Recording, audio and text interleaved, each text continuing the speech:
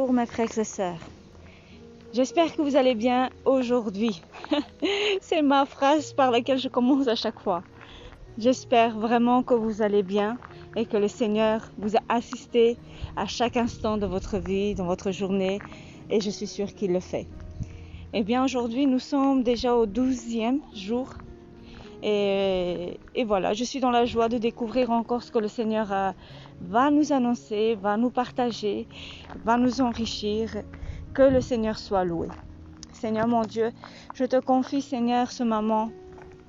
Seigneur, je le confie entre tes mains. J'invoque ton saint nom, Seigneur, au milieu de nous. J'invoque ta présence au milieu de nous. Saint-Esprit, viens toucher nos cœurs, viens transformer nos vies. Oh, Reyadaraba Santa Koroba, Alléluia. Voyez, le Saint-Esprit est déjà présent, il se manifeste déjà. Saint-Esprit, touche nos frères et sœurs, touche ton Église.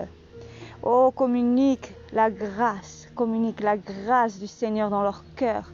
Communique l'amour de Dieu dans leur cœur, dans mon cœur. J'ai besoin de toi et nous avons besoin de toi. Sans toi, nous ne pouvons rien faire. Tu es la lumière de la vie. Tu es la vie, Seigneur. Communique-nous ta vie, Seigneur. Touche nos cœurs en ce moment et parle-nous, Papa. Au nom tout-puissant de Jésus, nous te louons, nous t'adorons, nous t'élevons ce matin au-dessus de tout nom qui peut se nommer. Tu es Dieu, tu es merveilleux, tu es adorable. Il n'y a pas un autre comme toi. On peut chercher dans le monde entier. On ne trouvera personne comme Jésus. Alléluia, alléluia. Alléluia. Merci pour ta parole, Seigneur.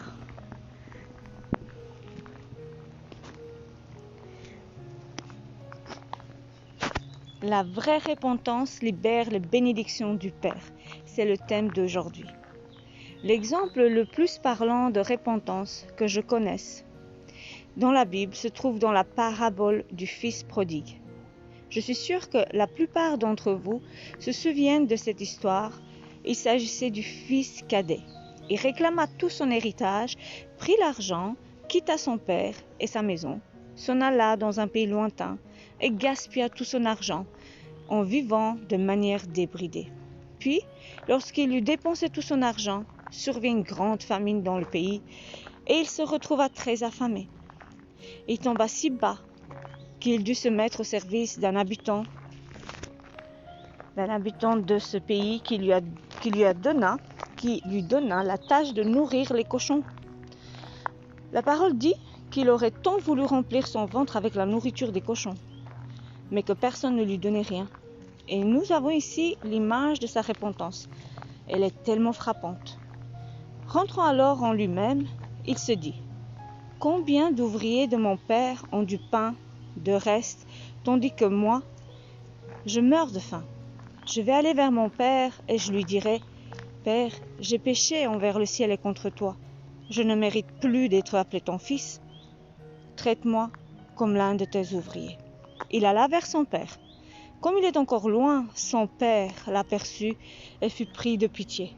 Il courut se jeter à son cou et le couvrir de baisers. Vous voyez là la parfaite image de la repentance. Tout d'abord, il est arrivé au bout de ses forces. Il n'y avait plus rien qu'il puisse faire pour lui-même. Il était fini. En ce qui concernait cet aspect des choses, tout du moins, puis il prit une décision. C'est le changement d'avis intérieur. Je vais aller vers mon Père. Quelle est la preuve que cette décision était authentique ? C'est qu'elle était mise en action. 2 versets plus loin, il est dit : il alla vers son Père. Voilà l'image la plus claire, simple et pratique de la repentance. Tout d'abord, la décision intérieure, il change d'avis. Puis, l'accomplissement de la décision par une action extérieure. Alléluia. Saisissez-vous comment ? Dans cette parabole, la repentance a ouvert la voie à l'action de son Père. Le Père ne pouvait rien faire pour lui avant qu'il ait pris cette décision et qu'il ait mené à bien. Cela a libéré ensuite la compassion du Père, sa clémence et ses largesses. Et il en est de même dans notre relation avec Dieu. Il voudrait tellement nous bénir et nous aider, mais il n'agira pas. Il ne peut pas agir à cause de sa justice. jusqu'à ce que nous prenions la décision vitale de nous repentir, de nous lever et de revenir vers le Père. Dans le chapitre suivant, je vais expliquer les mécanismes intérieurs pour prendre des décisions telles que celles que nous venons de voir. Amen. Je voulais juste faire un point sur le fait que le Père l'attendait déjà. Le Père attendait chaque jour pour voir son Fils de loin arriver. Donc, notre Père Céleste, en ce moment même, il attend quelqu'un toujours pour qu'il revienne à la maison.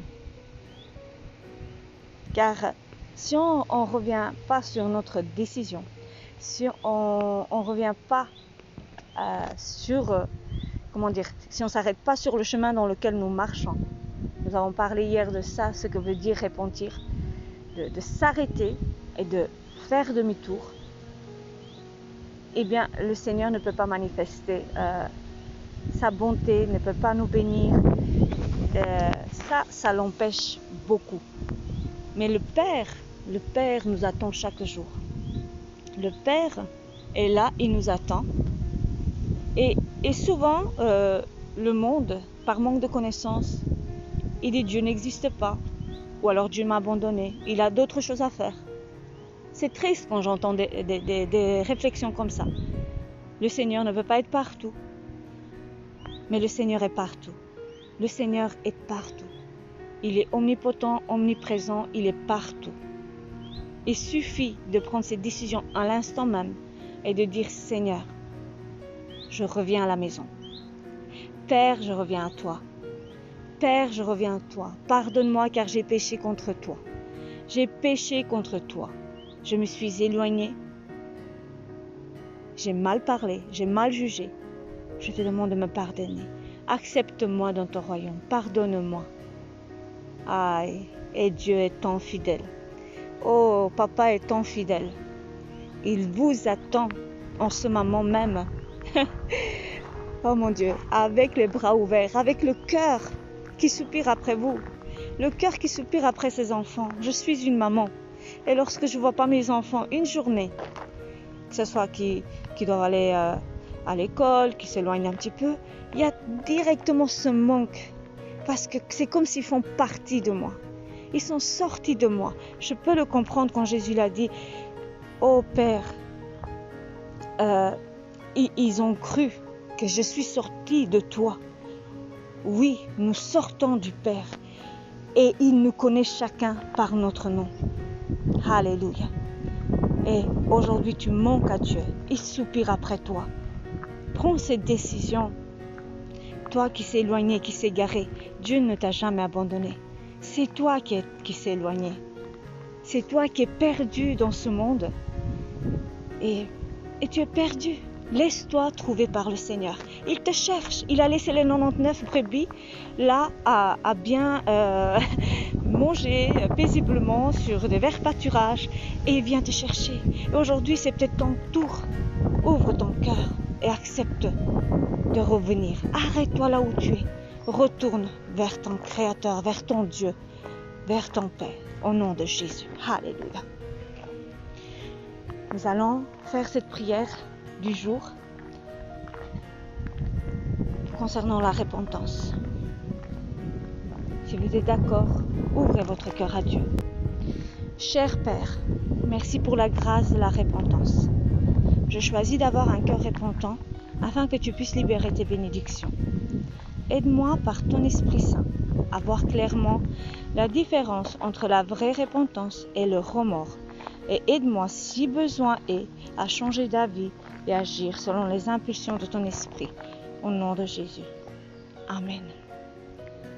Amen, amen, amen. Que le Seigneur vous bénisse et je vous invite à lire le passage du Fils prodigue et demander à Dieu de vous toucher, de vous attirer à lui, de vous faire revenir à lui et surtout de plier genoux à cette décision, de prendre cette décision et de lui donner votre vie.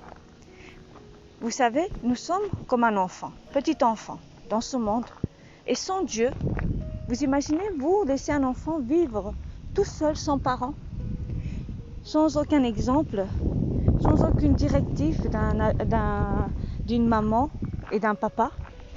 L'être humain est la même chose dans ce monde, sans Dieu, sans son Esprit Saint.